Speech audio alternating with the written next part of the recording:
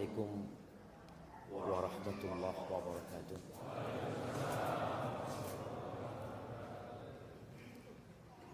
Alhamdulillah alladzi jama'ana 'alal huda wat tuqa. Segala puji bagi Allah Jalla Jalaluh yang mengumpulkan kita di tempat ini bukan karena acara makan bersama, tapi kita berkumpul di tempat ini karena sama-sama dikasih hidayah sama Allah Azza wa Jalla. Sama-sama ingin menjadi insan yang bertakwa. Karena sejatinya gak ada gunanya kita beramal, tidak ada manfaatnya kita berbuat kebajikan kalau tidak dibarengi takwa. Karena innama yataqabbalullah minal muttaqin. Allah itu hanya menerima dari orang-orang yang bertakwa. Sayang kalau kita capek-capek meninggalkan kesibukan kita, datang ke rumah Allah ini namun tidak didasari takwa. Maka semoga Allah Azza wa Jalla menerima amalan kita dan mengampuni dosa-dosa kita. Nabi Ibrahim alaihissalam ketika membangun Ka'bah, apa doanya? Rabbana taqabbal minna innaka antas sami'ul alim. Nabi kekasih Allah beramal soleh yang dibangun rumah Allah, beliau mengatakan, wahai Rabb kami, terimalah dari kami. Sesungguhnya Engkau Maha mendengar dan Maha tahu. Maka semoga Allah Azza wa Jalla mengampuni dosa-dosa kita dan menerima amalan kita. Allahumma salli wa sallim ala abdika wa rasulika habibina wa sayyidina Muhammad wa ala alihi wa ashabihi ajma'in. Ya Allah, semoga salawat dan salam, berkah dan nikmat senantiasa Engkau curahkan untuk hamba kekasih-Mu, untuk baginda Nabi kita Muhammad alaihi salatu wassalam, yang telah mengajarkan semua kebaikan. Beliau telah menjelaskan buat kita segala sesuatu yang dibutuhkan untuk perjalanan hidup kita menuju ke surga Allah Azza wa Jalla. Beliau manusia terindah yang pernah menginjakkan kakinya di muka bumi. Semoga kita dijadikan pengikutnya yang setia dan dimatikan di atas agama Allah. Semoga salat bersambung untuk keluarga beliau, untuk istri-istri beliau, untuk putra-putri beliau, dan untuk seluruh sahabat Nabi. Dan semoga Allah meridhai kita bersama mereka. Amma ba'd. Jamaah, siapa yang sedang seret rezekinya? Nah, Masya Allah, ada banyak yang seret rezekinya. Iya, kita jujur jamaah, jujur. Datang ke pom bensin, kok naik? Astagfirullah. Biasa dapat 1 liter, sekarang nggak sampai 1 liter. Ana baca juga bis-bis Patas Bungurasih ke Jember sepi, kata dia. Kenapa orang-orang pada tidak melakukan perjalanan? Ada orang-orang yang susah, tapi nggak semuanya. Ada orang-orang yang seneng, ada yang kaya, ada yang miskin, ada yang pertengahan. Mau dibilang kaya, hampir kaya, mau dibilang miskin, ya udah miskin. Kayaknya lebih banyak yang kayak gitu. Ada yang miskin banget, yang kita perlu datang ke tempat dia, supaya antum yang sedang kesusahan bersyukur sama Allah Azza wa Jalla. Kita tuh kalau ngelihat yang lebih kaya, yang ada tambah susah, tambah seneng, tambah susah. Makanya sering ana sampaikan ya, bagaimana seorang muslim itu harus dekat dengan orang miskin. Kata siapa? Kata Nabi SAW. Nabi mengatakan kepada Abu Dzar sallallahu ala nabiyina wasallam, "Ausani khalili bi sab'in." Aku dikasih wasiat oleh kekasihku dengan 7 perkara. Di antaranya, ausani bihubbil masakin waddunu minhum. Aku dikasih wasiat agar aku cinta kepada orang-orang miskin dan dekat sama mereka. Bukan hanya cinta, dekat sama mereka. Datang ke rumahnya, lewat rumahnya, berbagi kepada dia. Kemudian beliau juga berwasiat kepada Abu Dzar radhiyallahu taala an, wa ausani an anzura ila man huwa asfala minni. Dan dia memberikan wasiat kepada aku agar aku melihat kepada yang di bawahku, supaya enggak susah. Karena kita lihat dunia ini tempat pamer, tempat berbangga-banggaan. I'lamu, Allah mengatakan, ketahuilah, annamal hayatud dunya la'ibun wa lahwun wa zinatun wa tafakhurun bainakum wa takathurun fil amwali wal aulad. Kehidupan dunia itu hanya permainan, hanya senda gurau. Antum lihat orang main bola, serius jamaah dia jamaah, lari sana, lari sini. Mas, iki perak dolen mas. Iya. Dia serius untuk permainan, main-main untuk ibadah. Banyak yang kayak gitu jamaah. Ketika ibadah cepet-cepetan. Kehidupan dunia gitu. Wazina, perhiasan. Orang ingin berhias, coba kita lihat. Sebagian orang itu malu kalau bajunya podo. Loh, kok podo rapiku?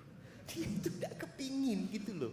Kepingin lain, kepingin tampil lebih bagus ya, seperti itu. Dan tempat berbangga-bangga. Kenapa kita dikasih wasiat supaya dekat sama orang miskin? Supaya nggak kena penyakit berbangga-banggaan. Itu kehidupan dunia. Banyak-banyakan harta. Banyak-banyakan harta. Mau dibawa kemana? Banyak-banyakan anak. Berapa anaknya? Baru 12. Langsung down kita. Anak cuma 2, ini 12. Kita kadang-kala di grup para ustadz, ada satu mengatakan, alhamdulillah anak punya anak yang ke-17. Masya Allah. Hadhil hayat dunia. Dan kita lihat, tidak semua yang kita inginkan kita dapatkan. Kalau keinginan semua kepingin jadi orang kaya. Siapa yang kepingin jadi orang miskin? Coba angkat tangan. Masya Allah. Kayaknya gak ada jemaah.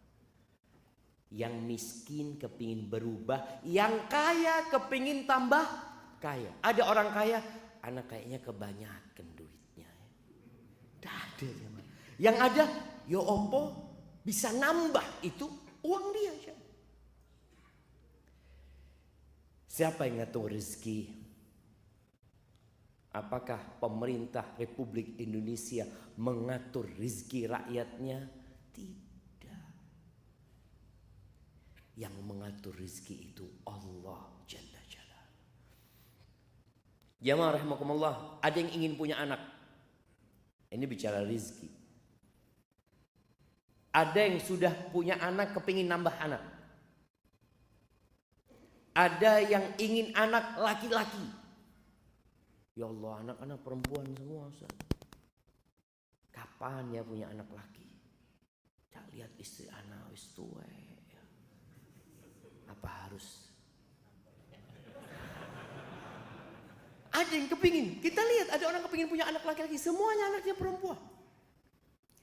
Ada yang kepingin punya anak perempuan. Dia ngelihat, ya Allah, lanang meneh lahir. Astagfirullah.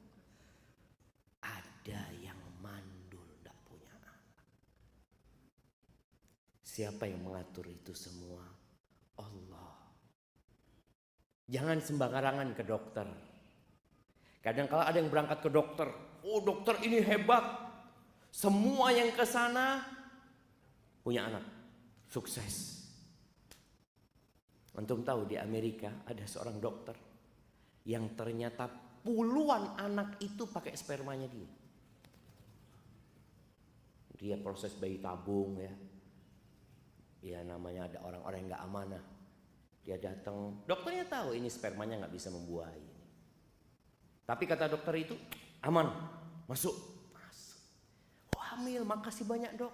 Ternyata ditemukan itu pakai spermanya dia. Kita perlu berhati-hati. Ada jalan yang harus ditempuh. Di surat Asy-Syura ayat 49-50. Allah Azza wa Jalla mengatakan lillah mulkus samawati wal ardh. Milik Allah kerajaan langit dan bumi. Bumi ini kecil jemaah dibandingkan dengan yang ada di langit sana. Itu milik Allah. Yang di langit kita melihat ada miliaran bintang-bintang. Subhanallah, ana membaca penjelasan ulama ya, yang membuat ana semakin yakin dengan kebesaran Allah SWT. Langit yang 7 lapis itu ternyata transparan. Dari satu langit ke langit selanjutnya. Bintang-bintang yang kita lihat itu tidak semuanya di langit dunia ini. Sebagian ada di tempat-tempat yang tinggi sana. Dan nanti ketika orang masuk surga, itu akan dikasih seperti orang yang paling kaya di muka bumi ini 10 kali lipatnya. Kalau cuma surga itu sebesar bumi ini, tidak cukup jemaah. Anak lihat, ya Allah, apa mungkin nanti di planet-planet itu jadi surga ya? Tapi yang jelas, luasnya surga seluas langit dan bumi. Milik siapa semua itu? Lillah. Makanya orang kalau kena musibah, apa kata dia? Inna lillah. Kita ini tidak dua apa-apa. Kita tuh milik Allah. Yakhluqu ma yasha. Allah menciptakan apa yang Allah kehendaki. Kita kadang-kala kepingin punya anak, ya yang kalau minum kopi lewat lehernya kelihatan. Masya Allah. Dilihat, loh kok kalau minum susu kelihatan ya. Kebalikannya. Dia kepingin punya anak yang putih, tapi tahu-tahu nggak putih. Mirip sopo anak itu. Allah yang menciptakan. Makanya sebagian orang berpikir, saya mau cari istri yang cantik, mau memperbaiki keturunan. Ternyata anaknya melok mbak. Siapa yang mau disalahkan? Kenapa? Karena yang menciptakan itu Allah Azza wa Jalla. Lalu kata Allah, yahabu liman yasha inatha. Sebagian orang dikasih anak-anak perempuan semua. Wa yahabu liman yasha'udz dzukur. Sebaliknya, ada yang semua anaknya laki. Au yuzawwijuhum dzukranan wa inatha. Ada yang anaknya Masya Allah berpasang-pasang. Masya Allah. Ana bersyukur sama Allah, ana punya anak sekarang 6. 3 perempuan, 3 laki. Tapi ada yang anaknya 9, semuanya perempuan. Siapa yang menentukan itu? Allah. Wa yaj'alu may yasha'u aqima. Dan sebagian orang Allah jadikan mandul.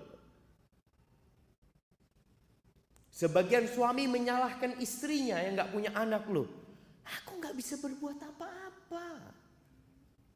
Ya sudah ketentuan Allah. Kata Allah, innahu alimun qadir. Allah itu maha tahu dan maha kuasa. Artinya semua yang mengatur itu Allah Jalla Jalaluhu. Ahibati fillah. Kalau semua orang dikasih rizki tanpa batas. Nih kita bicara rizki sekarang. Yang seret rizkinya, yang tersendat-sendat rizkinya. Kalau semua orang itu dikasih kekayaan seperti Elon Musk. Mas Elon. Iya, dikasih harta kayak Mas Elon.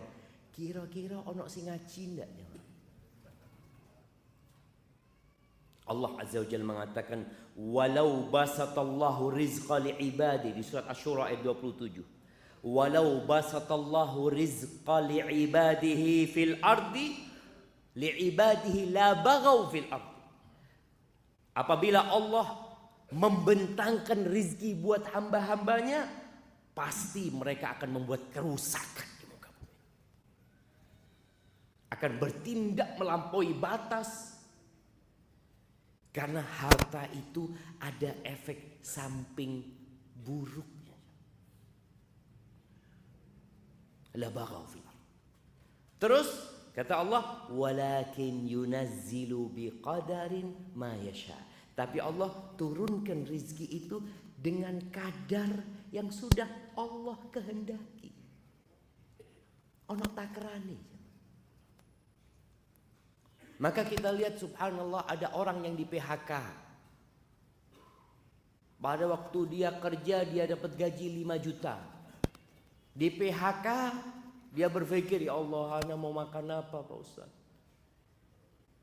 Tahu-tahu sekarang jadi pengusaha, omsetnya 500 juta. Siapa yang menentukan itu? Allah. Antum di PHK pun dengan takdir Allah Azza wa Jalla. Maka kita perlu berbaik sangka sama Allah yang sedang seret rizkinya, yang sedang tersendat-sendat, padahal bulan depan bayar kontrakan Ustaz. Apa kata Allah? Innahu bi'ibadihi khabirun basir. Sesungguhnya Allah itu maha melihat, maha mengetahui secara detail tentang kondisi hamba-hambanya. Allah tahu antum sedang susah. Terus ya siapa yang kasih rizki? Allah kan. Ya udah kau minta sama Allah. Datang sama Allah Azza wa Jalla. Ahibati fillah, kita perlu punya iman yang membuat hidup kita tidak menderita. Apakah orang kaya itu berbahagia? Belum tentu.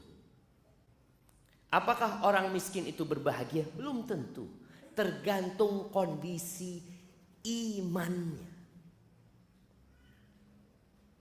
Ketika seorang beriman bahwasanya rizki itu sudah ditetapkan ketika kita berumur 120 hari. Kita waktu berumur 120 hari dikirim malaikat di perut ibunda kita jemaah, masih janin. Dikirim malaikat, dicatat ajalnya, dicatat rizkinya, dicatat dia syaqiyun au sa'id, menderita atau berbahagia, masuk surga atau masuk neraka, itu dicatat. Ketika kita tahu itu, terus tugas anak cuma berusaha.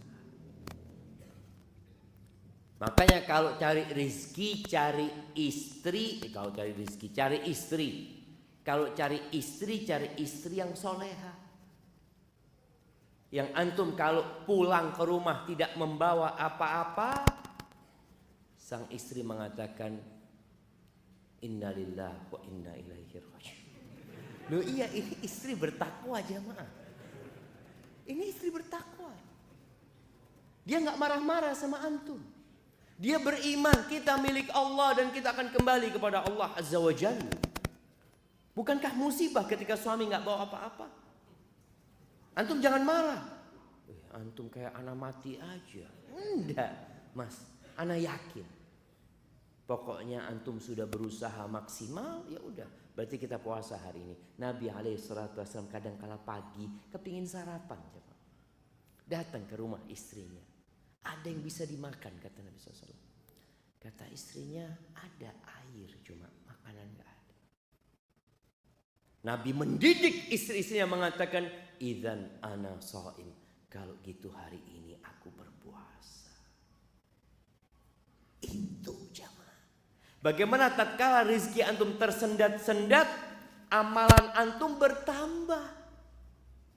Pahala antum tambah banyak. Ketika antum kerja, sibuk, antum kadang-kadang nggak bisa ngaji. Sejak anak di PHK, Ustaz, alhamdulillah anak selalu di soft pertama, Ustaz. Alhamdulillah, alhamdulillah, nikmat. Yang antum tidak merasakan itu kecuali ketika di PHK. Bayangin bagaimana Nabi alaihissalatu wassalam mengatakan, "Lau ya'lamun, atau lau ya'lamun nas, ma fin nida was-saffil awwal." Kalau orang-orang tahu pahala menjawab adzan datang ke rumah Allah, ya. Kemudian pahala shaf pertama, la atauhuma walau habwan. Mereka akan mendatanginya walaupun merangkak. Merangkak jalan, berangkang. Sekarang antum bisa datang di shaf pertama. Ada sebagian kita yang nggak pernah di shaf pertama selama hidupnya. Tapi ada sebagian yang selalu di shaf pertama. Masya Allah. Dia mengatakan, alhamdulillah Ustaz, ana selalu di shaf pertama. Karena memang di masjid ana satu shaf yang sholat Ustaz. Jadi dia itu selalu mau telat shaf pertama tetap. Kita melihat ada masjid-masjid kayak gitu jamaah. Ya Allah, enak ya kalau punya masjid yang cuma satu shaf ya. Jadi walaupun telat shaf pertama, subhanallah, itu orang-orang pada nggak ngerti pahala yang Allah berikan. Maka tatkala rizkimu tersendat-sendat, yang pertama engkau harus beriman kepada Allah dengan takdir. Itu salah satu rukun iman. Nggak akan sempurna iman antum. Antu'mina bil qadari khairihi wa syarrihi. Engkau beriman dengan takdir yang baik dan yang buruk. Sebagian kita kalau sedang sukses, apa yang dia katakan? Subhanallah Ustaz ya, memang gak sia-sia usaha anak. Oh, antum sukses ini takdir loh. Loh, bukan usaha anak. Berapa banyak orang yang berusaha kayak antum gak sukses? Antum pernah lihat, antum pernah merasakan orang mancing jemaah. Mancing di kolam yang sama, dengan umpan yang sama. Yang satu seret, oleh meneng. Antum perbaiki, lempar lagi, dia narik lagi. Masya Allah kata dia. Apa masalahnya? Usaha dia, ketakwaan dia, lah takdirnya dia. Maka di sini jangan sampai antum ketika sukses antum lupa dengan takdir. Yang antum ingat usaha, perjuangan, sekolah, ilmu, pikiran. Oh enggak, itu takdir Allah kasih sama antum. Apa kata Allah? Wa ma bikum min ni'matin faminallah. Tidak ada satupun nikmat yang ada pada diri kalian melainkan itu dari Allah Azza wa Jalla. Maka berimanlah antum. Ketika susah pun beriman. Sebagian orang kalau susah, iya, kayaknya memang takdir. Anak kemarin sukses bukan takdir. Enggak Ustaz, itu memang anak berjuang Ustaz. Jemaah, tolong beriman. Kita beriman bahwasanya Allah telah menetapkan segala-galanya. Kemudian ketahuilah bahwa rizki dan ajal itu berbarengan. Ana izin minum dulu ya, bismillah.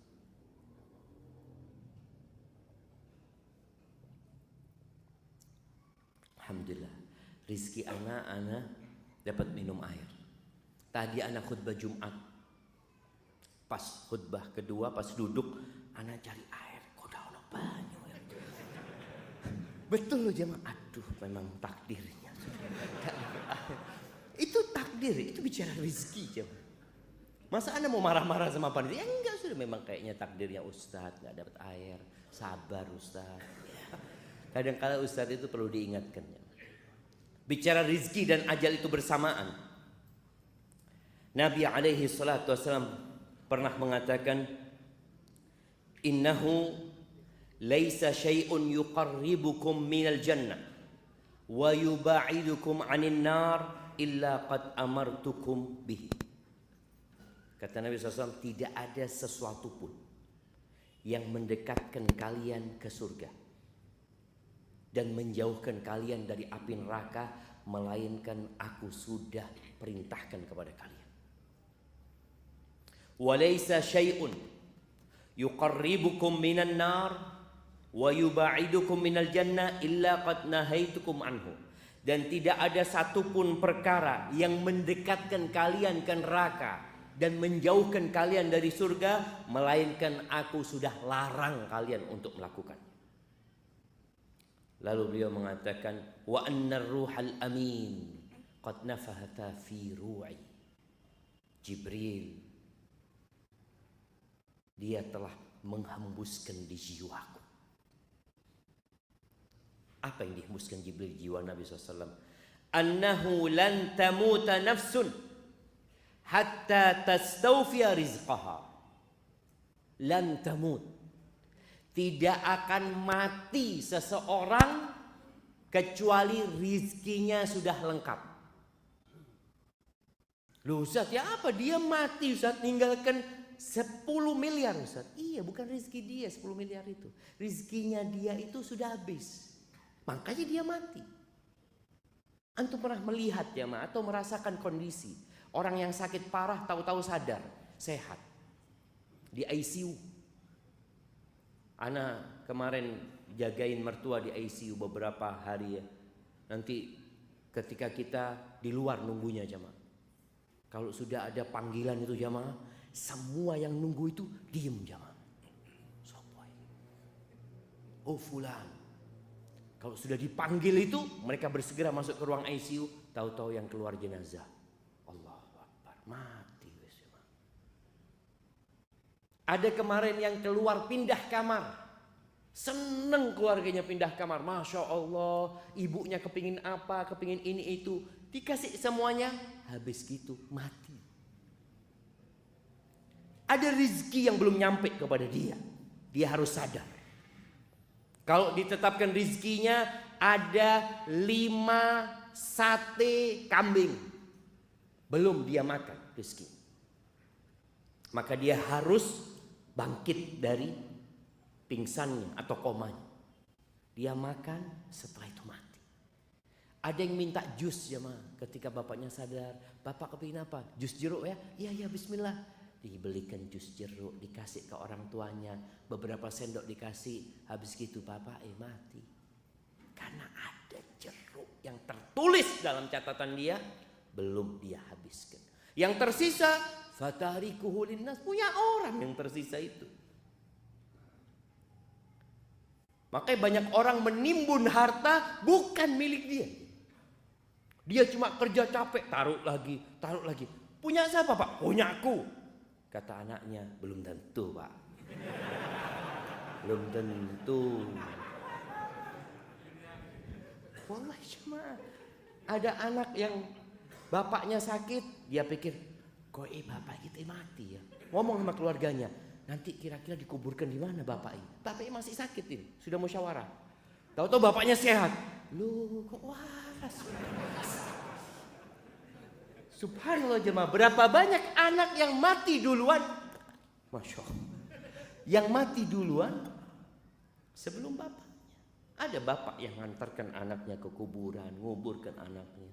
Kenapa? Semua punya ajal dan punya rizki. Antum pernah melihat ada orang, Masya Allah, bapaknya ini kaya raya, sukses jamaah. Ketika anaknya masih kuliah, sekolah, ketika anaknya sudah bekerja masing-masing, tahu-tahu rizki bapaknya ini berkurang. Bukan berkurang sebenarnya. Selama ini itu rizki anaknya, cuma lewat bapaknya. Ada kejadian di Surabaya, Anda dengar cerita tuh. Ada satu orang piara anak yatim ya. Sampai akhirnya anak yatim itu dinikahkan sampai besar, lalu bapaknya meninggal. Bapak asuhnya ini meninggal dunia. Dibagilah warisan, kaya raya bapaknya. Dibagilah warisan, yang anak yatim ini kan nggak dapat warisan. Sudah nggak dikasih sama anak-anaknya, nggak dikasih. Sudah, subhanallah jamaah. Ternyata yang rizkinya banyak itu anak yatim itu. Jadi kaya raya dia. Anak-anak yang dapat warisan ini bangkrut semuanya. Supaya kita sadar, tatkala kita pegang uang banyak belum tentu rezeki kita. Ini punyanya anak, ini punyanya ini, punyanya itu. Karena semua sudah ditetapkan. Terus apa kata Nabi SAW ketika menyebutkan manusia tidak akan mati kecuali rezekinya sudah sempurna. Maka antum jangan takut.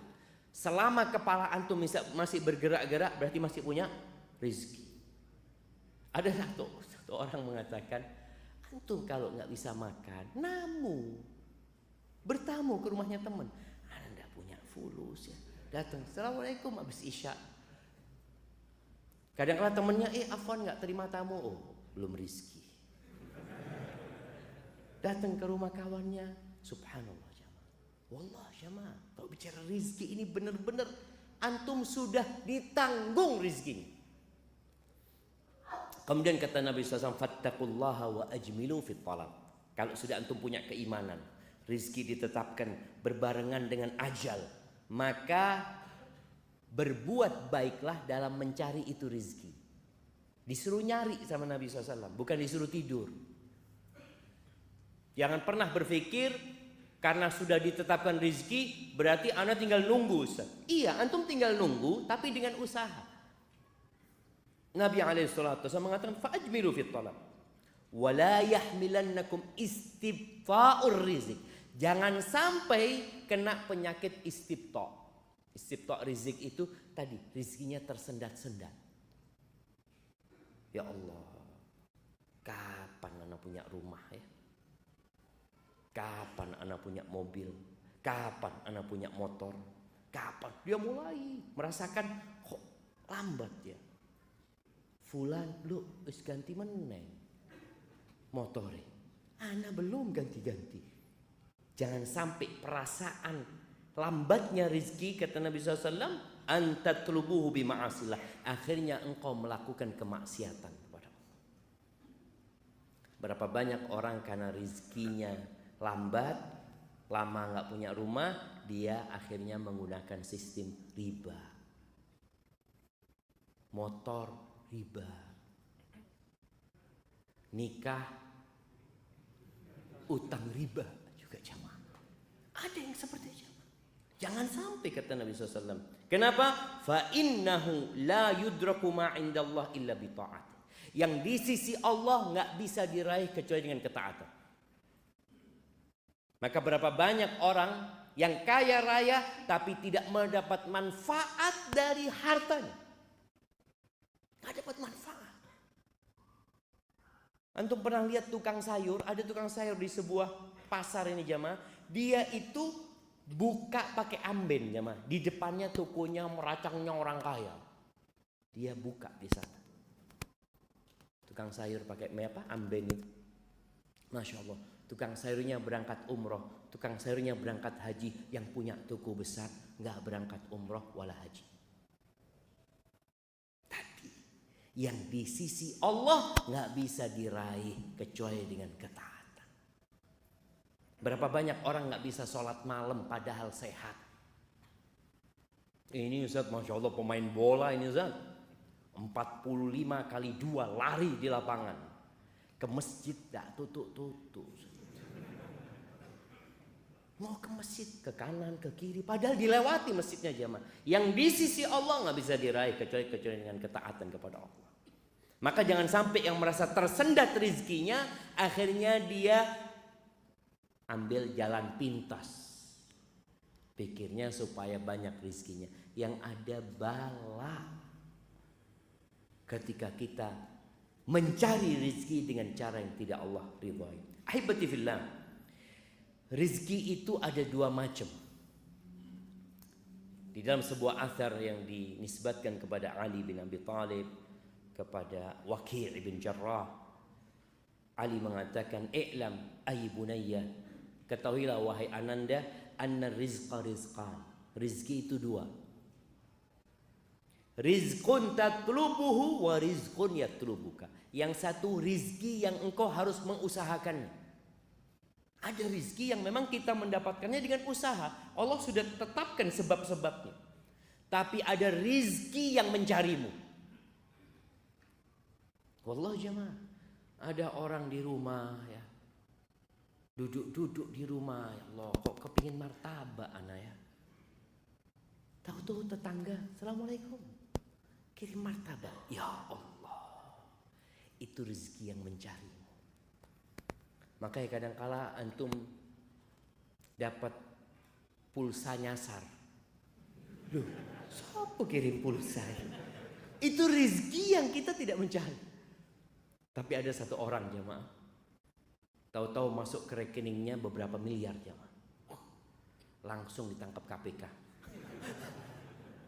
Padahal dia nggak tahu, dia nggak sampai masuk lah. Dia ya ada uang masuk ke aliran dana yang tidak jelas. Tapi yang jelas ada rezeki yang mencari. Yang kita kalau bicara usaha nggak bisa diusahakan gitu. Rezeki yang mencari seperti hadiah. Rezeki yang mencari kita ya. Warisan. Antum bisa nyari warisan jamaah. Anak bapak kok miskin ya, anak mau pindah bapak aja cari yang kaya. Gak bisa. Dan subhanallah ada orang yang ingin bapaknya panjang umur. Tapi ternyata bapaknya meninggal dunia. Ada kemarin cerita kawan yang satu dapat warisan 30 M. Masih SMA mungkin jemaah. Itu rizki yang mencarimu. Yang Allah Azza wa Jalla mengatakan, "Wa man yattaqillah yaj'al lahu makhrajan wa yarzuqhu min haitsu la yahtasib." Barang siapa yang bertakwa kepada Allah, maka Allah akan kasih solusi dan Allah akan kasih rizki dari arah yang tidak disangka-sangka. Antum nggak pernah membayangkan, kok bisa anda dapat uang ini? Ana biasanya kalau sudah uang itu habis ya mah, mikir, sopo dia utang ya. Kita mau nagih gitu loh jamaah. Ini uang kita. Kita datang ke rumah orang itu, dia juga nggak punya uang, nggak bisa bayar. Mau ngomong apa kita? Berarti ya mungkin bukan rezeki ana. Bahkan ada yang sampai mati orang itu nggak bayar utang. Ya bukan rezeki antum sudah. Uang itu kadang-kadang. Ahibati fillah. Apa kunci-kunci rezeki selain usaha? Karena kebanyakan kita itu kalau bicara rezeki ya usaha, melamar kerja. Ada banyak ternyata kunci-kunci rezeki. Yang pertama, beristighfar, bertobat kepada Allah Azza wa Jalla. Karena di antara yang menyebabkan rezeki tersendat itu dosa. Innal abda la yuhramur rizq bidzambi yusibu. Sesungguhnya hamba, kata Nabi SAW, dihalangi dari rizki gara-gara dosa yang dia lakukan. Maka antum istighfar, mohon ampun sama Allah. Keluar nanti habis sholat isya, hilang sandal anak Ustaz ya. Oh ya. Antum akan menyalahkan orang yang mencuri. Yang mencuri salah. Coba antum berpikir, kenapa kok sandalnya ana ya Padahal ini lebih bagus dari punya anak. Seharusnya punya dia yang hilang itu. Mungkin salah malingnya. Tidak salah malingnya. Benar ngambil sandal antum. Dosa. Beristighfar, mohon ampun sama Allah. Nabi Nuh alaihissalam mengatakan kepada kaumnya, faqultu astaghfiru rabbakum innahu kana ghaffara yursilis sama alaikum midrara wa yumditkum bi amwal wa banin wa yaj'al lakum jannatin wa jamaah isya. Sudah, kita dengarkan azan dulu.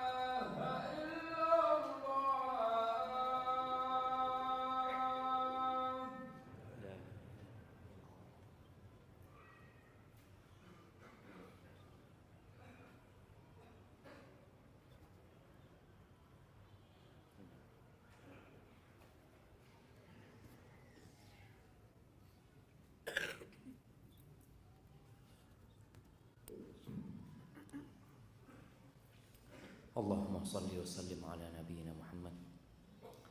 Nah, perbanyak istighfar. Nabi Nuh mengatakan kepada kaumnya, kalian istighfar, minta ampun sama Allah, bertobat kepada Allah. Kita punya banyak dosa. Allah itu Maha Pengampun. Allah akan kirimkan air hujan yang deras yang bermanfaat buat kalian. Ada air hujan yang menyebabkan banjir. Rizki itu hilang.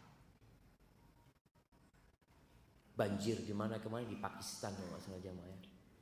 Antum dapat melihat bagaimana rumah-rumah, hotel-hotel, mobil-mobil, sawah-sawah habis. Tapi kalau kita rajin istighfar, Allah kirim hujan yang bermanfaat. Kemudian Allah akan kasih harta. Jadi orang yang bertobat kepada Allah, mohon ampun sama Allah, wa yumditkum bi amwal wa jannat, dikasih taman-taman, kebun-kebun, villa-villa. Wa yaj'al lakum anhar, Allah bikinkan buat kalian sungai-sungai. Allahu akbar jemaah. Istighfar.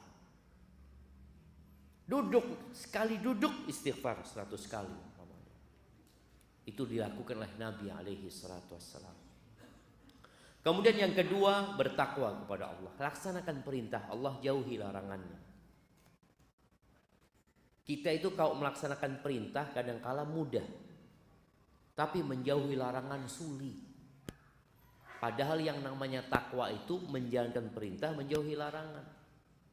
Sebagian kita yang udah hijrah, udah belajar, merasa dia udah bertakwa. Padahal kata Nabi SAW, ittaqil maharim takun a'badan nas.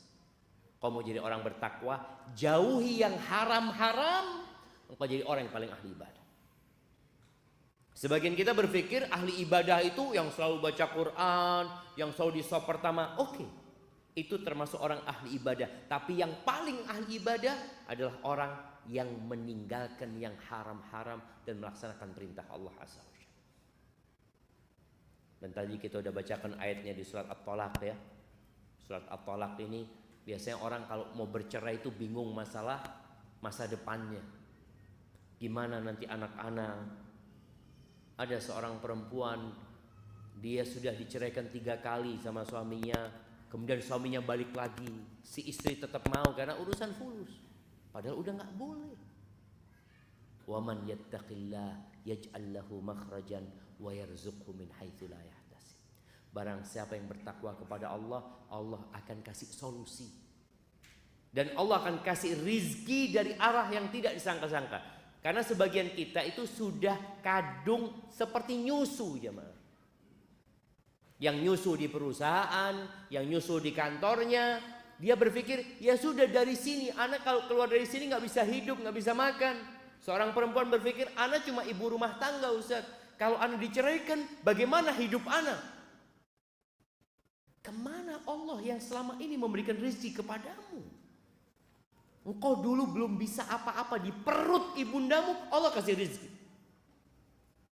Engkau belum bisa berjalan, belum bisa ngomong, belum bisa bergerak, Allah kasih rezeki. Kok sekarang sudah besar, sudah bisa berusaha, bingung. Kadangkala tadi imannya lemah. Bertakwa kepada Allah, jangan bergantung sama suami. Ketika suami menceraikan, ya kalau memang kau masih cinta, katakan innalillahi wa inna ilaihi rajiun. Ada suami yang diceraikan, ada istri yang diceraikan suaminya, alhamdulillah, anak kepingin pisah mulai bien. Ada jemaah. Tapi ada istri yang beranggapan itu musibah, dia cerai sama suami. Maka dia katakan innalillahi wa inna ilaihi rajiun. Kita ingat sama Allah, yang kasih rezeki Allah bukan suaminya. Yang kasih rezeki Allah bukan tempat kerjanya. Ketika antum di PHK, dikurangin gajinya, antum tenang. Kenapa? Innallaha huwar razzaq. Yang kasih rezeki Allah bukan tempat ini. Bertakwa kepada Allah. Yang ketiga, bertawakal. Tawakal yang sebenarnya, tawakal itu artinya percaya dan menyerahkan. Menggantungkan serta menyandarkan kepada yang kita percaya. Siapa yang kita percaya? Allah Azza wa Jalla. Allah mengatakan wa 'alallahi fatawakkalu in kuntum mu'minin. Kepada Allah hendaklah kalian bertawakal kalau kalian orang-orang yang beriman.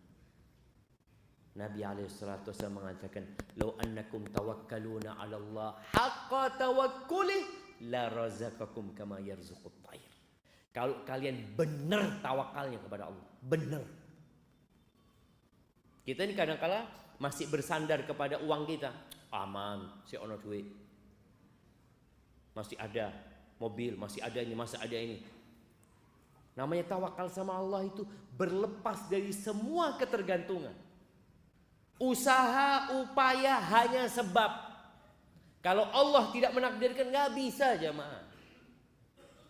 Kita lihat kalau Allah ingin menghabiskan harta manusia, Allah bakar rumahnya. Berapa banyak kita melihat satu kampung terbakar jemaah. Itu cuma sebab. Maka hendaklah kita berserah diri sama Allah Azza wa Jalla. Kalau kalian benar tawakalnya sama Allah, Allah akan kasih rezeki kepada kalian seperti Allah memberikan rezeki kepada burung. Pernah lihat burung punya ATM? Atau punya kulkas? Ini burung berangkat ke toko sap beli kulkas barusan. Lihat, ada jemaah. Dan jumlah burung itu lebih banyak daripada jumlah manusia. Kadangkala orang mau menghalangi burung dari rezekinya. Untuk melihat di sawah, mana umprit itu jemaah? Sama orang diusir lagi. Yang tukang ngusir tidur jemaah. Burungnya makan. Allah akan kasih rezeki seperti Allah memberikan rezeki kepada burung. Burung itu berangkat dari rumahnya di pagi hari. Pagi hari wis rame burung itu jemaah. Makanya kalau antum mau bertawakal seperti burung, pagi hari udah bangun. Udah baca doa, Allahumma inni as'aluka ilman nafi'an wa rizqan thayyiban wa amalan mutaqabbala. Habis gitu, bismillahirrahmanirrahim, mutu ahya. Ya enggak. Habis gitu bangun kerja. Ada orang habis baca doa itu tahu-tahu bismillahirrahmanirrahim, mutu ahya. Ya gimana Ustaz? Ana di PHK Ustaz. Lu bangun antum. Cari usaha seperti burung, keluar pokoknya. Pokoknya keluar. Bagaimana Nabi alaihi salatu wasallam mendidik umatnya untuk berangkat ke hutan. Cari kayu engkau, berangkat sana. Makanya kalau antum lihat ada orang-orang yang nyari botol-botol, itu kayak burung. Dia nggak tahu dapat apa nggak botol hari ini. Ya Allahu a'lam. Dia datang, dia buka tempat sampah. Oh, dah Allah. Dia buka lagi. Dah Allah. Allah akan kasih rezeki seperti Allah memberikan rezeki kepada burung. Yang pagi hari dia nggak tahu mau makan apa, nggak tahu burung. Yang penting berangkat. Tapi pulang kenyang burung itu jam. Kalau masih punya rezeki burung itu kenyang. Tapi kita lihat ada anak-anak burung yang sudah rezekinya habis. Tahu-tahu mati di mana? Di rumahnya. Bapak ibunya ditangkap. Ya sudah, ini kehidupan. Tapi engkau bertawakal seperti burung. Bukan berarti nggak boleh nyimpen uang, boleh nyimpen uang, nggak ada masalah. Tapi hatinya tidak bergantung kepada simpananmu, tapi bergantung sama Allah Azza wa Jalla. Kemudian yang keempat, fokus ibadah. Niatkan ibadah. Antum bekerja pun niatkan ibadah, usaha niatkan ibadah. Orang yang fokus ibadah jamaah, semua diniatkan untuk mengabdi kepada Allah, Allah akan mudahkan rezeki. Dan antum lihat. Kemudian yang kelima, berangkat haji dan umroh. Loh Ustaz, ana ini tersendat-sendat berangkat haji atau umroh. Yang punya rezeki berangkat haji. Ini kan wajib haji. Berangkat engkau haji. Jangan takut uangmu habis karena haji. Karena sebagian orang sekarang ini kalau mau haji bayar berapa jemaah? Kalau yang reguler itu 40 juta. Kalau yang plus ya ada yang 12.000 ya. 12.000 US dollar ya. Kalau yang furoda yang tahun ini bayar langsung berangkat bisa sampai 20.000 US dollar. Wah, kayak Ustaz 300 juta. Oleh lah Avanza. Kadang-kala orang itu berpikir, betul, itu uang itu seakan-akan habis jemaah. Dia setorin, hilang uang itu. Nggak akan kembali. Oh, itu pembuka rezeki. Jangan takut. Setelah haji punya rezeki, berangkat umroh lagi. Kata Nabi SAW, tabi'u bainal haji wal umroh. Ikuti haji dengan umroh. Umroh dengan haji. Fa innahuma yanfiyanil kufra wal faqra kama yanfil kir khabar hadis. Sesungguhnya dua amalan ini bisa menghapuskan kefakiran dan kekufuran. Dulu pernah ada yang beranggapan orang yang haji berulang kali itu ya haji apa? Haji setan atau apa? Pernah ada ungkapan seperti itu. Enggak benar. Berangkat haji lagi. Tapi tolong hajinya yang mabrur. Haji mabrur itu di antara tandanya dia itu ketika pulang suka berbagi kepada orang lain.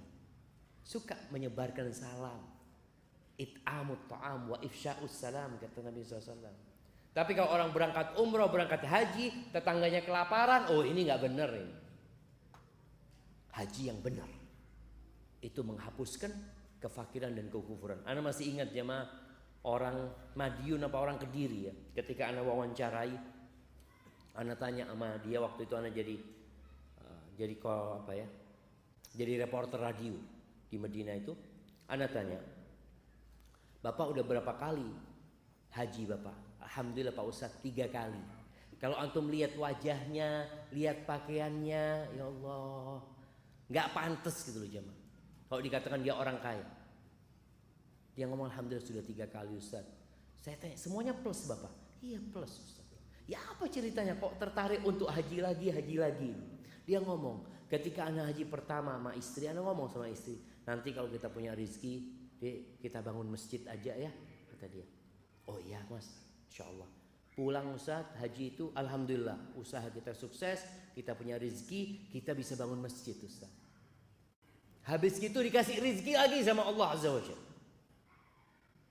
Akhirnya kita daftar haji lagi. Pas haji kedua, anak ngobrol sama istri, nanti kalau punya rezeki mau apa kita? Insya Allah kita ngaspal jalan di kampung yuk, supaya orang-orang enak jalannya. Pulang haji kedua Ustaz, Masya Allah dikasih rezeki lagi sama Allah Ustaz. Kita aspal jalan di kampung, Allah tambahin rezeki kita, daftar lagi Ustaz. Yang ketiga kali. Itu kalau antum yakin. Tapi ada orang yang perhitungan, Ustaz ini kalau buat modal usaha diputer, piara sapi ini mati kabeh. Kadang-kadang orang berpikir itu dia ingin uangnya bagaimana bertambah. Berangkat haji itu, berangkat. Itu termasuk pintu rizki kata siapa? Kata Nabi alaihi salatu wassalam. Jadi jangan hanya berpikir kita keluar duit Ustaz. Kalau usaha kan masih memungkinkan akan kembali. Antum berangkat haji, antum investasi. Buat akhirat antum. Niatkan buat akhirat tentunya dihapuskan dosa ya. Insya Allah rizkinya ditambah sama Allah. Kemudian yang keenam silaturahim. Udah tahu tuh kita hadisnya. Man ahabba an yubsata lahu fi rizqihi wa yunsa lahu fi atharih falyasil rahimah. Yang ingin diluaskan rizkinya, yang ingin rizkinya enggak tersendat-sendat, enggak seret, silaturahim. Yang ingin dipanjangkan umurnya, silaturahim. Apa silaturahim itu? Silaturahim itu, jemaah, apa silaturahim? Nah, siapa yang tahu? Nah, hubungan, ya menghubungkan keluarga. Ada hadiahnya jemaah. Oh, no masjid jemaah. Seakan masjid jemaah. Didoakan, mungkin kurang silaturahim masjidnya. Nah, silaturahim itu seperti disebutkan Bapak tadi. Menyambung atau berbuat baik sama kerabat.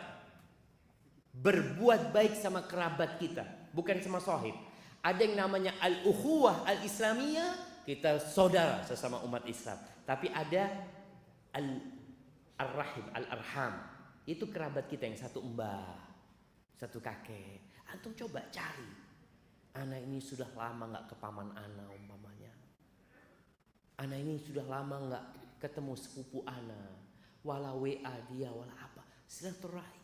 Malam ini yang belum punya grup WA, bikin grup WA. Grup WA satu kakek. Dari bapak, dari ibu. Gunakan itu kesempatan untuk berbuat baik sama kerabat kita. Walaupun cuma assalamualaikum. Masya Allah. Anak punya grup ini kadang-kadang anak punya paman itu subuh-subuh cuma tulis apa? Assalamualaikum, subuh. Masya Allah. Anak lihat ya Allah ya. Paman anak kirim itu dan gunakan itu jemaah. waktunya tanya jawab. Si turung mari, ya. Urusan rezeki seret ini. Iya, bentar lagi tanya jawab 5 menit lagi jamaah tanya jawab. Nah, silaturahim berbuat baik sama kerabat. Antum cari tahu sebagian orang ini yang merantau ya ke Surabaya, di antara pintu rezeki itu merantau jamaah. Merantau, betul. Yang merantau ke sini, jangan lupa sama yang di kampung. Ustaz, bapak anak ibu anak sudah habis, sudah meninggal dunia Ustaz. Ya sudah, antum berangkat ke kampung, nyambangi paman-paman, keponakan-keponakan, sepupu-sepupu, sambangi mereka, ketemu sama mereka, lihat kondisi mereka. Oh, yang ini butuh bantuan, yang ini kayaknya perlu biaya sekolah. Itu penting jamaah, membuka pintu rezeki dan menambah waktu kita. Kebanyakan orang di kota besar itu nggak silaturahim. Apa penyebabnya? Nggak punya waktu. Nggak punya waktu Ustaz. Sibuk Anda bekerja. Antum kepingin punya tambahan waktu, silaturahim. Ditambah waktu. Dan alhamdulillah kalau bicara berbagi sekarang bisa kirim. Telepon aja bisa langsung dikirim. Sekarang antum dari sini tinggal pesan dikirim. Masya Allah, Masya Allah. Ada kemudahan. Maka silaturahim. Nggak harus berkunjung ya. Bukan bertamu. Kalau kita bisa bertamu, tapi kalau nggak bisa, paling nggak kita kirim hadiah buat mereka, ucapan salam kepada mereka. Kemudian yang ketujuh, berinfak. Bersedekah itu juga membuka pintu rizki. Karena tiap pagi ada malaikat yang berdoa, Allahumma a'ti munfiqan khalafat. Ya Allah, berikan kepada orang yang suka berinfak itu ganti, dan berikan kepada orang yang pelit itu kebinasaan. Kemudian yang ke-8, menanggung atau berinfak buat para penuntut ilmu agama. Karena pernah di masa Nabi SAW ada seorang sahabat yang mengadu, ya Rasulullah, ana ini kerja capek, ini ana punya adik belajar terus di tempatmu ya Rasulullah. Apa kata Nabi SAW? La'allaka turzaqu bihi. Boleh jadi engkau dapat rezeki gara-gara adikmu. Jadi ada kakak kadangkala ya, dia rela capek demi adik-adiknya sekolah, gak ada masalah. Insya Allah itu akan membuka rezeki buat antum. Antum cari anak-anak yang gak mampu sekolah, antum tanggung, khususnya yang belajar ilmu agama jamaah ya. Insya Allah Allah mudahkan rezeki antum. Kemudian yang ke berapa? 9 jamaah, berbuat baik kepada orang-orang yang lemah. Kata Nabi SAW, hal tunsaruna wa turzaquna illa bidu'afaikum. Apakah kalian dikasih rizki, dikasih pertolongan sama Allah, melainkan gara-gara orang-orang yang lemah di antara kalian. Jadi orang kaya nih jamaah, sebenarnya kalau nggak ada orang lemah nggak jadi orang kaya. Antum bisa bayangin ya, orang lemah, saya nggak mau jual beras sama orang kaya. Bapak, yowis nandur dewi. Bayangkan orang kaya, kalau dia harus nanam sendiri. Yang piara ayam nggak akan berikan kepada orang kaya. Antum lihat yang piara ayam siapa? Orang-orang miskin jemaah. Yang kerja bersih-bersih sampah siapa? Orang-orang miskin. Negeri ini bisa bersih karena banyak orang miskin. Kita masih bisa terus menanam, bisa makan juga karena banyak orang-orang miskin. Maka berbuat baiklah kepada mereka. Kalian dikasih rezeki gara-gara mereka. Kemudian yang terakhir, berhijrah. Yang punya kesulitan di kampungnya, di tempatnya, silahkan dia pindah ke tempat lain yang lebih baik ya, untuk menuntut ilmu yang agamanya lebih baik. Jangan takut antum berpikir nanti ana makan apa di sana. Kalau niat antum benar, Allah akan mudahkan rezeki buat kalian. Yang penting niatnya lillahi ta'ala. Barakallahu fiik. Kita mungkin masuk ke sesi tanya jawab jamaah.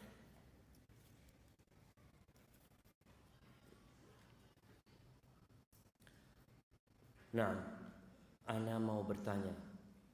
Dulu ana terjebak dalam dosa pacaran. Kemudian ana ingin berhenti dari dosa tersebut dan ana menikah dengan pacar ana, tapi secara agama dikarenakan istri ana masih kuliah semester akhir. Insyaallah ana nanti akan nikah secara negara setelah istri ana selesai kuliah. Pertanyaan ana, Ustadz, bagaimana cara tobat yang benar terhadap dosa ana dahulu? Iya. Jemaah, banyak dosa yang menjadi penutup rezeki kita. Ada orang yang kasih rezeki sama Allah terus padahal dia berbuat dosa, itu namanya istidraj. Agar dia nggak bertobat, dan mati dalam kondisi melakukan dosa. Alhamdulillah antum bertobat kepada Allah. Caranya bagaimana? Yang pertama, antum harus menyesali, meninggalkan perbuat dosa itu dan bertekad untuk tidak mengulangi. Lalu perbanyak amal soleh. Perbanyak amal soleh. Insya Allah dengan cara seperti itu semoga Allah mengampuni dosa-dosa antum. Bagaimana status pernikahan anak? Kalau secara agama, kalau pernikahan itu sah secara agama, dinikahkan oleh walinya, ada 2 saksi, ada mahar, ada ijab qabul, insya Allah sah secara agama, nggak ada masalah. Tinggal yang berkaitan dengan catatan negara ya, karena itu harus dilakukan di KUA umpamanya. Terus nikah ini mudah, jangan dibikin ruwet. Nikah itu nggak harus digedong, nggak harus ngundang orang banyak. Walimah sunnah, nggak wajib. Antum punya rezeki, masya Allah. Kemarin pandemi itu, masya Allah jemaah, ada orang yang menikah yang hadir cuma 30 orang. Itu pun kasih nasi kotak. Alhamdulillah. Itu bisa kita lanjutkan sekarang. Jadi nikah, antum kalau nasi kotak nggak usah terlalu Ustaz, nasi kotak. Ana sate Madura aja Ustaz. Iya, pulang dari masjid Isya, ayo jamaah ke rumah ana. Walimah, ada sate, fadol sate. Cukup jamaah. Kita jangan mempersulit diri kita sendiri dengan hal-hal yang tidak penting, yang kadang-kala hanya untuk berbangga-banggaan. Dulu itu kalau nikah nggak ada souvenir jamaah. Sekarang antum lihat harus ada souvenirnya. Kalau nggak ada souvenirnya nggak enak sama tetangga. Apalagi kalau pulang harus ngasih apa? Besek ya, kasih besek, kasih berkat ke orang-orang itu. Kalau antum mampu silahkan, tapi nggak mampu jangan memberatkan diri. Oh apa kata orang? Biar orang berbicara. Daripada antum harus berhutang, akhirnya susah. Malam pertama ini ada malam pertama, istri ini ngelihat suami ini ngelihat istrinya, mas apa mas katanya, mikiri utang itu gara-gara kawin di awakmu. Itu kan kesian jamaah. Jadi jangan sampai gitu, jangan sampai. Tadi antum menikah, kalau mau ke KUA secara negara datang. Kita mau nikah resmi, cuma walimanya ditunda nanti kalau punya rezeki, nggak apa-apa. Walimanya ditunda kalau punya rezeki. Jadi nggak harus walimah itu berbarengan. Ada yang nikahnya tahun ini, walimahnya tahun depan. Dia lihat, loh kok sudah punya anak kata dia antum. Iya kita nikah udah tahun lalu sebenarnya, cuma kita ingin walimah sekarang. Nggak apa-apa jamaah, nggak apa-apa. Ini pertanyaan kedua. Masya Allah, anak cuma dikasih jatah 3 pertanyaan. Ini pertanyaan terakhir berarti. Jika menunda kehamilan dengan alat kontrasepsi dengan tujuan supaya istri Anda bisa fokus skripsian agar tidak stres, mohon solusinya Ustaz. Nah, jadi menunda kehamilan atau mengatur kehamilan itu nggak apa-apa, tapi jangan membatasi, kecuali ada sebabnya. Ada orang enggak, anak 2 anak cukup. Pak Harto berapa anaknya? Berapa Pak Harto anaknya? 5. Betul jemaah. Bung Karno berapa anaknya? Banyak mereka jemaah. Udah ada masalah rezekinya masing-masing. Jadi orang kadang-kadang berpikir 2 anak cukup. Kenapa Ustaz? Kalau banyak anaknya gimana sekolahnya nanti? Ini ada orang anaknya lahir, ya Allah, ya oh boleh kuliah gue, anak gaji 2 juta. Ini baru lahir, nanti dia punya rizki sendiri dan tidak makan rizki bapaknya. Kata Allah, nahnu narzuquhum wa iyyakum. Allah mengatakan kami kasih rizki kepada anak-anak kalian dan kepada kalian juga. Supaya jangan sampai orang tua ini terbebani jemaah. Ketika dia mikir, sampai ada yang menggugurkan jemaah. Ketika ya Allah Ustaz, anak belum siap punya anak Ustaz. Kenapa? Anak masih ngontrak rumah Ustaz. Terus kalau lahir, wallahi jamaah antum tahu.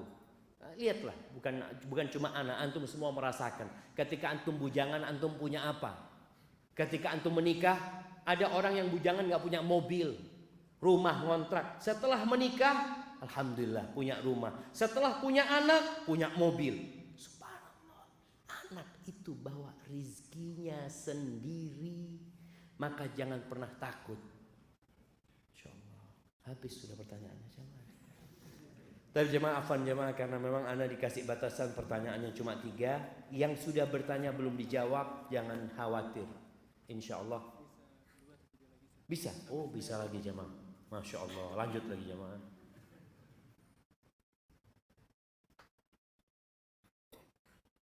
Bukankah kita diperintahkan untuk punya banyak anak? Punya anak banyak? Iya jamaah. Bismillah.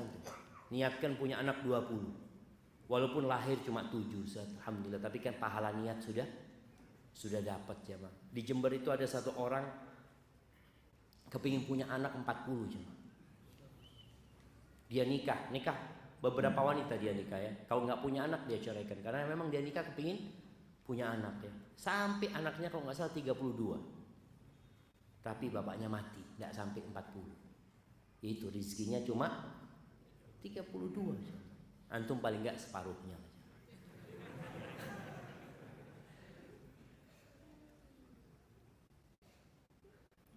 Bagaimana sikap kita ketika takhayul khurafat di masyarakat benar-benar terjadi, namun kita disalahkan ketika kita tidak mengikuti mereka. Jamaah, ini berkaitan dengan rizki. Banyak ya tempat-tempat yang diyakini bisa memudahkan rizki. Ada yang di gunung ya, gunung apa? Gunung Kawi ya, Alas Purwo. Ada tempat-tempat, ada yang modelnya di mana? Di lautan. Mereka supaya rezekinya lancar, dia potong sapi, melarungkan kepala sapi. Coba sebelum melakukan itu, orang-orang kita ajak berpikir, apakah memang Allah meminta kita melakukan itu apa tidak? Kalau itu hanya inisiatif kita, apakah inisiatif kita sesuai dengan yang diajarkan Allah dan Rasulnya apa tidak? Kalau tidak, tinggalkan jamaah. Karena sebagian berpikir kalau kita tidak melakukan ritual ini, ikannya jadi sedikit Pak Ustaz. Loh, yang ngasih makan ikan itu siapa? Allah Azza wa Jalla. Minta sama Allah. Jangan sampai kita melakukan hal-hal yang tidak disyariatkan. Kadang-kala kita terpaksa mengikutinya, kita tinggalkan, kita minta maaf ya, kita akan dicap sebagai orang yang tidak sosial kadang-kala dengan mereka. Betul. Kita minta maaf. Laksanakan yang diperintahkan. Berbuat baik kepada tetangga, nolong tetangga yang susah. Ketika ada acara-acara yang tidak sesuai dengan syariat, antum minta maaf. Insya Allah masyarakat akan memaklumi antum. Tapi kalau antum yang sunnah nggak dijalani, menutup diri, nggak pernah berinteraksi dengan masyarakat, nggak pernah membantu tetangga, maka antum akan disalahkan sama masyarakat. Maka tolong berbuat baiklah kepada tetangga. Insya Allah tetangga akan memaklumi antum. Antum kalau katakan, afwan, anda nggak bisa ikut acara yang seperti ini, minta maaf. Kalau acara-acara yang lainnya insya Allah anda ikut, insya Allah dimaklumi sama masyarakat jamaah. Barakallahu fikum. Tapi ini kayaknya pertanyaan terakhir. Ustaz, ana sudah bekerja, insya Allah tetap. Namun ana masih takut untuk menikah karena takut kekurangan. Banyak suami istri cerai karena faktor ekonomi. Mohon nasihatnya. Jamaah, orang menikah itu nggak harus punya kerjaan tetap, tapi harus tetap bekerja. Faham kan tuh? Jadi kadang-kala orang tua ini mau menerima menantu, ditanya, kamu kerja apa? Kalau kerjanya dia mengatakan, anak kerjanya serabutan.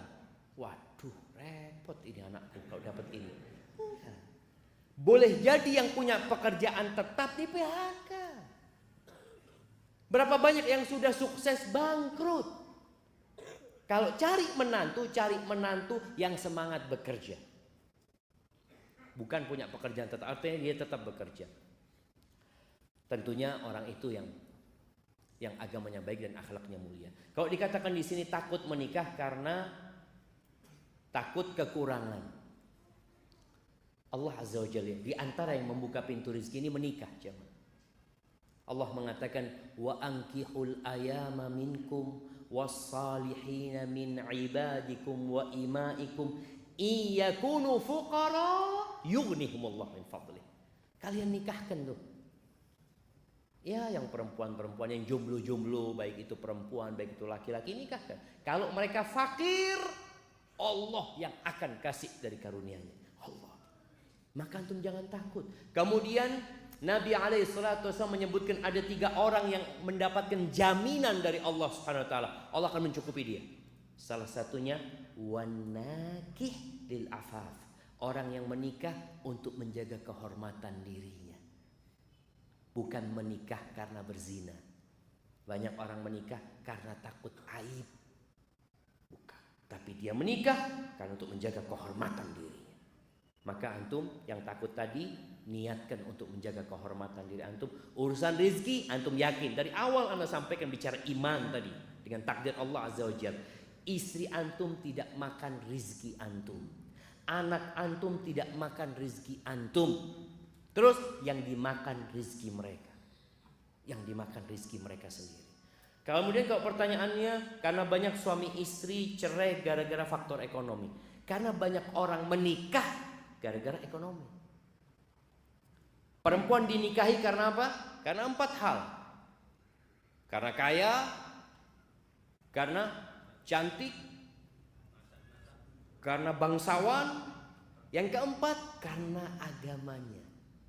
Nabi menyebutkan agamanya alaihi salatu wasallam terakhir, karena kadang-kadang agama ini diabaikan sama orang jemaah. Maka Nabi mengingatkan, fadfar bidzatid din taribat yada. Beruntunglah engkau kalau dapat perempuan yang agamanya baik. Selamat engkau hidupmu. Maka di sini kalau antum takut perceraian gara-gara ekonomi, cari perempuan yang agamanya baik dan akhlaknya mulia, yang dia menikahimu bukan karena harta juga. Perempuan itu dengan kecantikannya bisa dapat laki-laki yang kaya. Laki-laki yang kaya walaupun tidak ganteng bisa dapat wanita cantik. Kalau ini yang jadi dasar pernikahan, maka tatkala ada masalah ekonomi, mereka akan bercerai. Si istri ngelihat suaminya, aduh kayaknya susah, sudah gugat cerai dia. Makanya banyak wanita ya, anak kesian juga ini, mudah-mudahan fenomena ini tidak banyak terjadi ya. Banyak wanita itu merantau jemaah ke luar negeri, ke Malaysia ya, mungkin ke negeri-negeri yang lainnya, ke Arab Saudi, ke Dubai. Gara-gara faktor ekonomi, suaminya nggak tanggung jawab, malas bekerja. Karena dia ketika menikah dulu, coba niatnya engkau apa menikah, kemudian apakah kriteria calon suamimu sesuai dengan yang diperintahkan Nabi SAW? Apakah mau-maumu? Kadang-kadang maunya dia punya suami nggak sholat, punya suami nggak tanggung jawab, hanya dulu karena ngelihat tampan mau menikah dengan dia. Maka hendaklah bertobat kepada Allah Azza wa Jalla. Ingat para suami, engkau yang punya kewajiban memberikan nafkah. Kerja semaksimal mungkin, niatkan untuk memberikan nafkah, dan ketika engkau niat itu, insya Allah engkau fi sabilillah, di jalan Allah Subhanahu Wa Taala. Hadza wallahu a'lam bishawab. Yang benar dari Allah, yang salah dari diri anak pribadi. Allah dan Rasulnya terbebaskan dari kesalahan itu. Subhanakallahumma wa bihamdika, asyhadu an la ilaha illa anta, astaghfiruka wa atubu ilaik. Wassalamualaikum warahmatullahi wabarakatuh.